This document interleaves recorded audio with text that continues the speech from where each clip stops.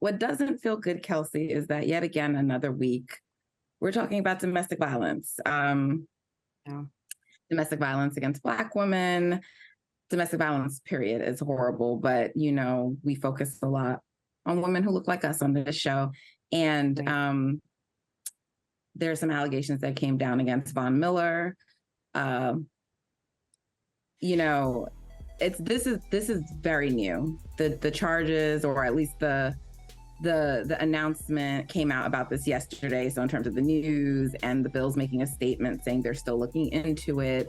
I don't have a lot of hope ever when it comes to any of these sports leagues and how they handle matters of domestic violence. But this is something that's very new, and the facts are still unfolding. I will note that the alleged victim in this case has recanted, but that doesn't mean anything to me, Kelsey, just because we know in these cases often victims of domestic violence do recant. In terms of what's actually been alleged here, there was an affidavit that the officers wrote, and they said that Miller twice put his hands on the neck of the woman, pulled out a chunk of her hair, and threw her onto a couch.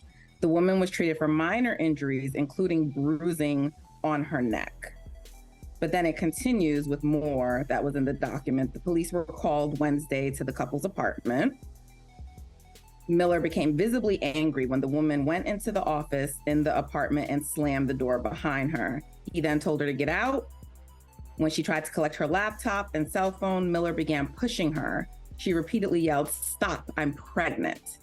And Kelsey, that might be the most concerning part to me, that she is pregnant, this alleged victim. And her saying it in that moment, allegedly, according to what's been reported to this point, wasn't his first time learning of it. There are apparently text messages between them in which she had alerted him before that she's pregnant. The alleged victim also currently has children with Von Miller. Also, allegedly, Miller then threw the laptop on the floor, stomped on it. That's when he pulled out some of her hair, allegedly, and threw her to the couch. He put both hands on her. She told police that she recorded some of the attack when she threatened to call the police, he left. So there could be video of this. There may not be video of this. But the fact that the police still went through with filing the charges, asking Von to come in and submit himself, to respond to the warrant, the fact that there might be video, these are allegations to be taken seriously. And I was disturbed from hearing them, Kelsey. I really was.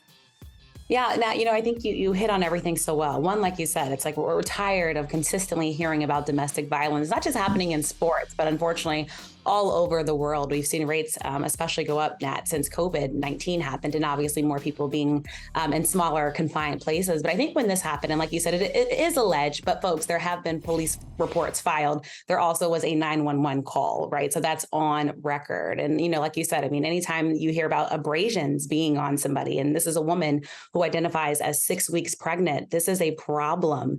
And, again, I know the facts need to unfold. I know he's since been released on bond, and actually said, yes, she has since recanted. It's not uncommon for domestic violence abuse survivors to do that. And again, this is all, this is going to be their story that plays out. But all in all, and you look at the Buffalo Bills, you look at, what Von Miller has done, it being a bye week. And so all this happening, it hurt. It broke my heart, Nat. And especially, like I said, when I heard a child was involved, this is a woman, like you said, I mean, chunks of her hair, pulled out a chunk of her hair, just to visualize that. And like you said, even if a woman ever feels the need, to feel like something needs to be recorded to protect herself, in essence, you hear about the equipment that was damaged, a laptop, a phone that was damaged, essentially, which it seems like, Nat, if these allegations are true, to hide whatever was being recorded. That is a very scary situation. So all in all, I just want my heart and prayers go out, to her healing, and obviously hoping she's in a safe, protected space. I do appreciate the police responding to this matter, with the utmost urgency, which they should always do anytime that this happens.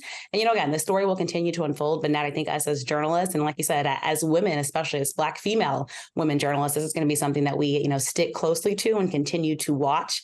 And I'm glad that we started the show with this because it is a serious matter and should never be swept under the rugs. And I really do hope sports leagues continue to work, with domestic violence centers, with abuse survivors, with their young athletes, to make sure that this, hopefully, Nat, is not a story that we have to keep reporting on and continuing to talk about, because hopefully one day it really will not happen and people just learn to keep their hands to themselves at the end of the day. But just very disturbing reports. If you hear the 911 call again, it sends chills through your body just to know, that whatever was happening, that this female had to go through. And so I'm just thinking of her again, and her mental health, her well-being, and just hope that, again, she's in a space where she can hopefully heal from this horrible incident that we're hearing that had happened allegedly with whoever it happened with. But I just don't think, Nat, that we can say, you get all these different bruising, by yourself, especially knowing that this woman was pregnant. Just have to say that.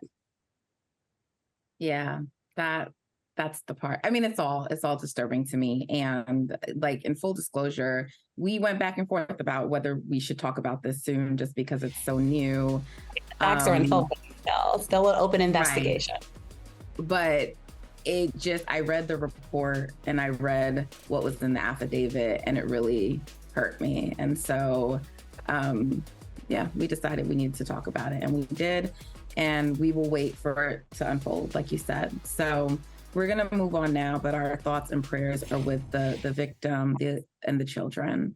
Hey, thank you for watching Brother from Another. If you haven't hit that subscribe button, go ahead and do that now. Don't forget, you can catch us 3 to 4 weekdays on PeacockTV.com and on Sirius XM Channel 85.